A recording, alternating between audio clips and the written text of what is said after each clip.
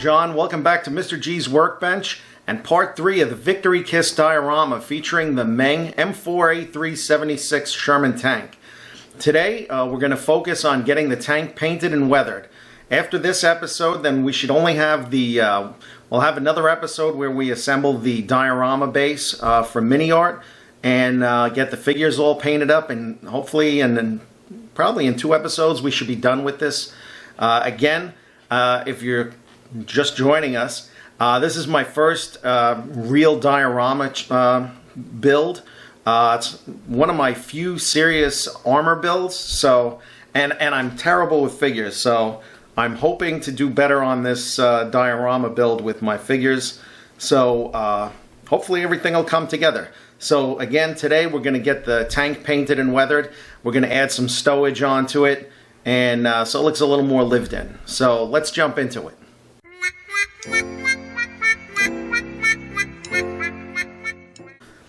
So we've got the first coat of paint on the Sherman. We used the straight undiluted olive drab from Hataka's orange line.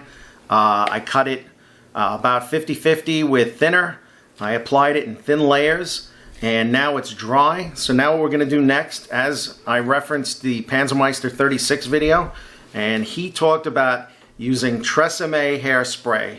It's Tresemme Firm Control Trays 2 Spray, ultrafine mist. We're going to apply this in 2 thin layers over the entire tank. Then we're going to go in after it dries, and we're going to put a lighter coat of the olive drab on, and I'll explain what I cut it with when we get there. So let me get the hairspray on and we'll continue. So I'm at the paint booth. I'm getting ready to do the second coat of color on the Sherman. As I said, I applied the 2 coats of Tresemme, as Panzermeister 36 dictated I use. So we use the Hataka olive drab for our base coat. It's dark. Now we're going to go back and we're going to lighten it up with a couple of drops of dark earth from Hataka as well. And I'm hoping that this will just lighten it up enough without changing the look of the olive drab.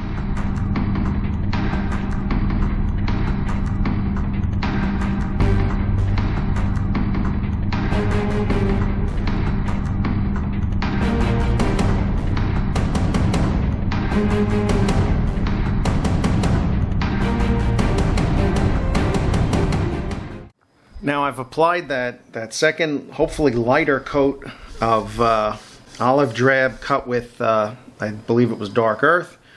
That's over the hairspray. I've got a little tub of water here, and I've got a brush that served me well for chipping before.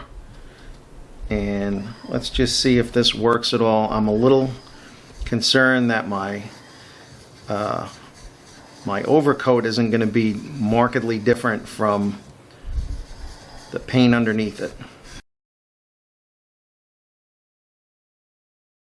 And that, by the way, I somehow scratched the paint. I don't know what I did, but considering that I don't see any paint coming off in the water cup, I'm starting to think that maybe because the Hataka is an enamel, it's not coming off the same way. But I've seen people do hairspray chipping with enamels before. So, alright, I've scrubbed the whole tank. I think my main problem is the difference between the 2 tones of olive drab that I did. They're almost indistinguishable. I mean, if you get up close in the light, you can see tonal differences. I don't think it should have had a little more contrast to it. That's on me. So after the significant amount of hemming and hawing I was doing about the lack of tonal variety on the olive drab, I gave the tank another coat of hairspray, and I wound up using I used the Hataka olive drab again, and this time I added a decent amount of middle stone instead of the dark earth. I probably went about 70-30, 30% middle stone, 70% olive drab, and then diluted it with thinner accordingly. Sprayed the whole thing, hit it with the wet paintbrush again, and this time I was much more satisfied. There's a few spots I'll probably go back and touch up with a sponge just to kind of break it up. There's a spot here that just looks weird, and then I have that scratch from the other day yet. The other thing I did was I added the 50 cal on the transport position in the back instead of the pintle over here, because then the girl won't be able to kiss the tanker. The tools on a Sherman aren't going to be wood color wood and gunmetal for the metal. The tools came painted. The wooden handles were painted olive drab, and the metal parts were black.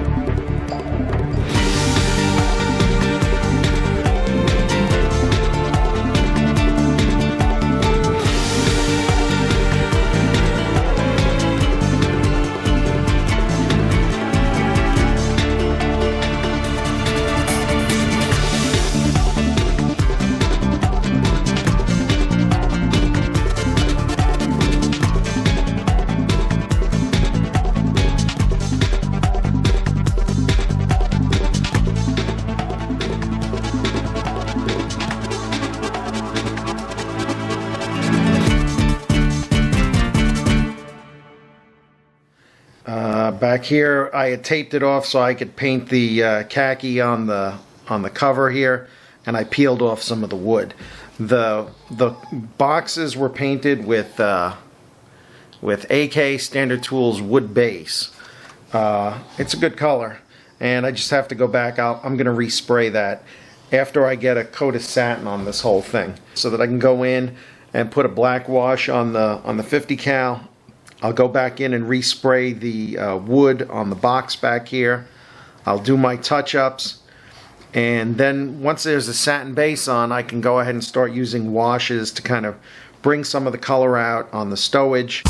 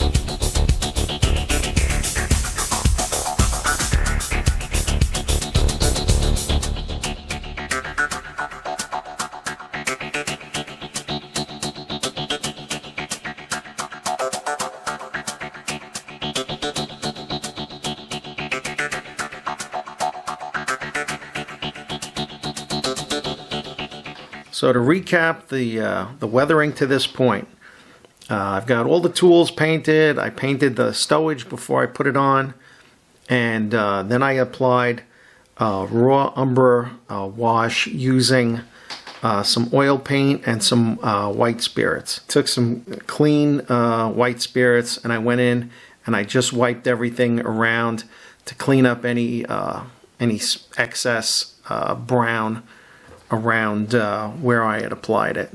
So like here, I went back and cleaned up the center of that, and then around the outside of that rim, and here as well. And the same thing on the hatches, all around.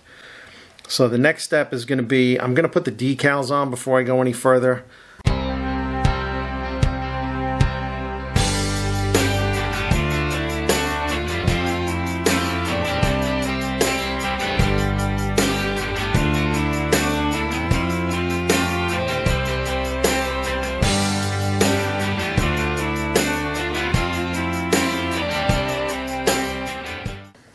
So the next thing I'm going to do is I'm going to take some of this AK Enamel Light Rust Wash, and I've put some on my palette, and I've added, I've cut it at least 50% more with white spirits and I'm gonna just go in and try to just want to hit the outer metal parts of this.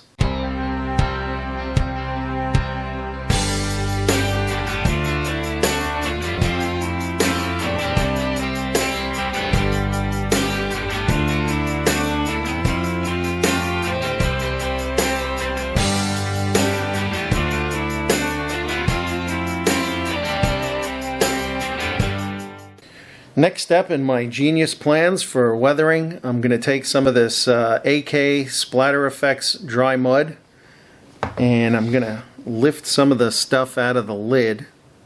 Again, I'm just trying to get the impression of it on the rubber pads in the front and back where you can see it. So that you can see, well, one time it was muddy and then it dried up. So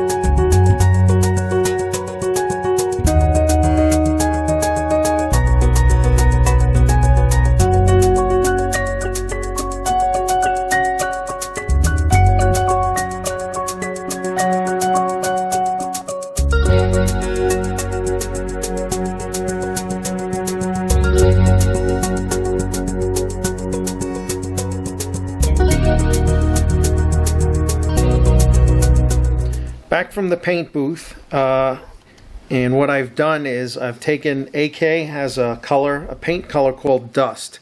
I took that color, I thinned it 50-50 with their thinner, and basically from the bottom of the fender down to the bottom of the tracks, I just misted on a coat of that dust over everything.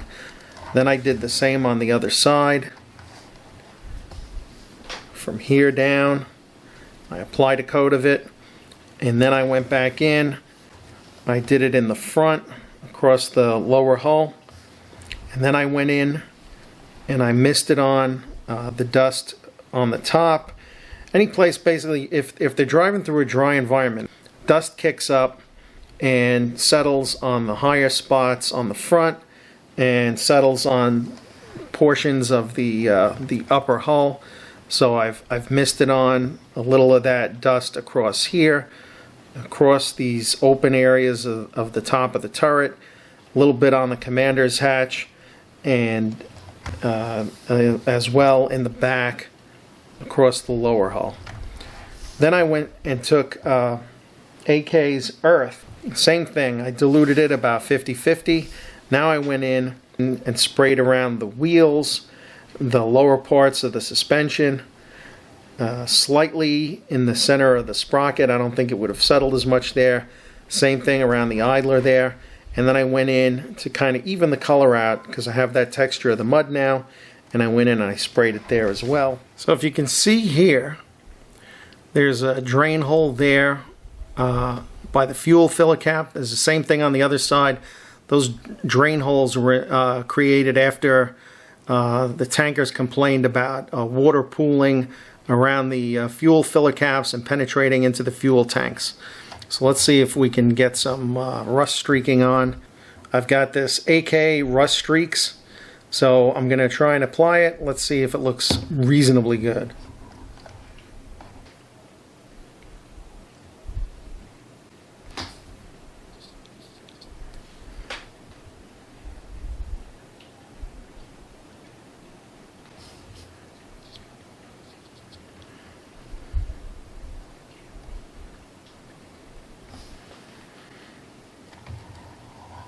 It can look like crap right now because we can come back with some clear mineral spirits and clean it up.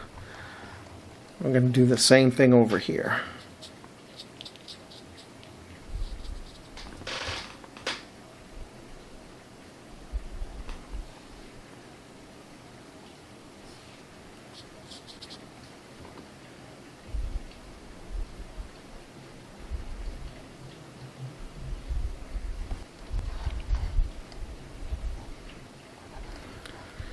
kind of hard to see, but it's there. We'll take some mineral spirits and we'll clean this up. We'll get it down to just a single streak.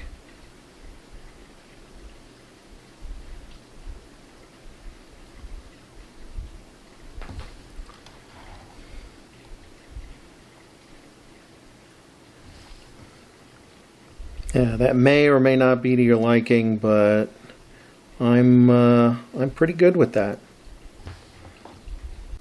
For the stains around the gas filler caps, I'm using AK's wheel and bearing grease. Let's see what it looks like. I haven't used it too much, so it looks kind of yucky, so I suppose that'll work.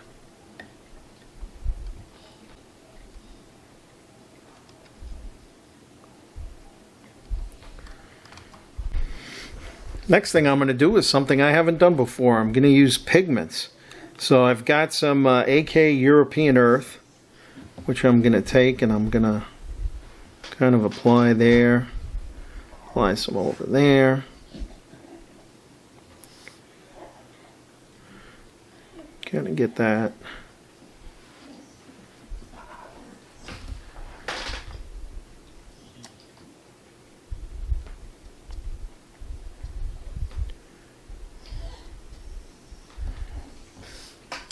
So now I'll take some pigment fixer and let's see what happens.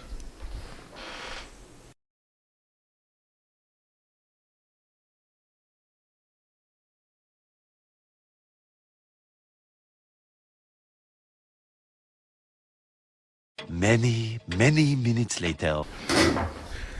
Final coat of dull coat is on, and this is as far as I think I'm going to go with the paint and weathering on the Sherman. If you'll indulge me for a minute, I'm going to show you all the things I think I did wrong here, and we'll take it from there. I put the figures in just to give you a sense of what they'll look like. If I place them just right, the girl and the guy line up just perfectly, so I'm happy with that. And then I've got the disinterested driver kind of sitting there like, where's mine coming? So I've got those. Let me get those out of the way so I can give you my thoughts on this and wrap this up. As always, thank you all for indulging me. I'm learning as I go along, and I hope whatever mistakes I make and whatever things I do learn, I can kind of pass along to you guys. And hopefully you guys can pass some stuff along to me along the way. So, things I don't like about this. The first thing I did wrong is this cable. The tow cable goes from the front to the back.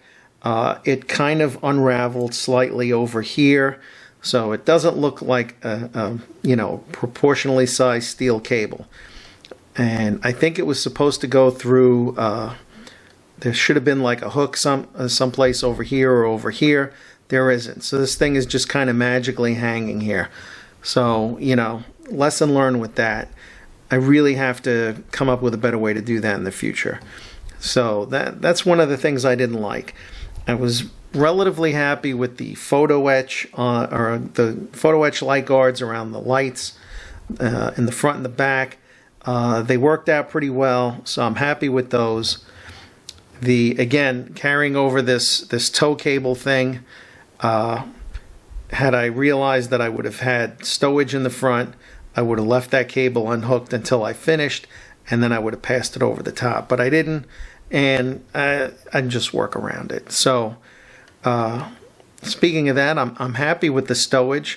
It's the first time I've done anything like that, so I am happy with that.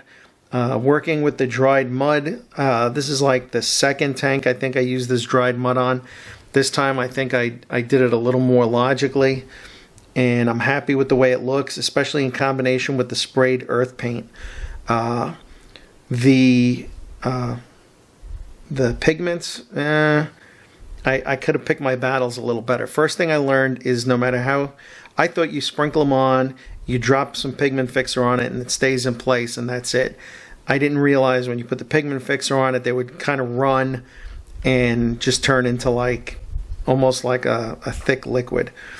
So in the future, I'll be more careful with that, because now it just looks like these fenders are randomly covered in dust for, you know, no good reason. So not happy with that. The track weathering, I'm relatively happy with. I think these should look a little more black. I may go back and just hit those with Tamiya's rubber black again, just on the chevrons that are raised that make contact with the road. Possibly, I might do that. The next thing I don't like is especially obvious here, was working with these individual link tracks from Meng. It was 4 pieces to do each section of track. You had 2 pieces to make the central pad, and then you needed 2 of these teeth, 1 on each side, and then you connected them with pins. Awful, just awful. If you go back, if you look at my videos, you'll see there's a video where I did a build review of a Panda Hobbies Tor 9K330 that had metal tracks, and so it was 1-piece track links, and then you connect them with pins. So much more pleasant. I understand the nature of these tracks leaves it to this, but just annoying. So I did not like that. The next thing I liked that I was happy with is working with the incredibly fine photo etch that came with the Victory Kiss boxing, and it was fiddly. I picked my battles. I used the pieces I could handle with my fingers, and bend with tweezers, and I left it at that. Another thing I never did before, and I'm pretty happy with it, is this is a stretch sprue antenna. I'm happy with the way it came out.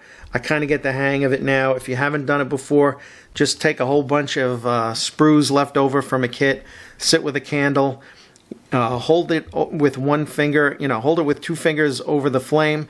As soon as it bends at a 90-degree angle, take it and gently pull it apart. And you can adjust how thin or thick it is. It works well, so I'm happy with that. Another thing I did that I've never done before is I applied decals over a non-gloss finish. The decals went on well. These were the kit decals. They went on well. They settled well. No issues there. Very happy with that. Again, back here, the stowage. I was very happy with the way the stowage came out. I think that looks terrific for my kind of work. And there's more photo etch back here. These holders for the track links are photo etch, and I had virtually no problems with them. The stowage rack in the back was also photo etch. I was very happy with that. So overall, lots of stuff learned and lots of lessons to carry forward in the next tank. I hope you like it. Please leave me some messages in the comments. Let me know what you think. If you're an armor guy, by all means, I need to learn. Point out my mistakes. Point out things I could have done differently. And thank you all again for stopping in. I appreciate everyone who subscribed to the channel. If you haven't subscribed, I hope you'll consider it after watching this. Just hit the subscribe, hit the bell, be notified every time I put out a new video. I also have an Instagram page. Here's my handle. Feel free to check it out. I usually post stuff that ahead of when I put out a video. And that's it. Thanks again for stopping in. And the next time we get together with the Sherman, it'll be to build the diorama base, the farmhouse. So thanks again, and hope to see you then. Stay well.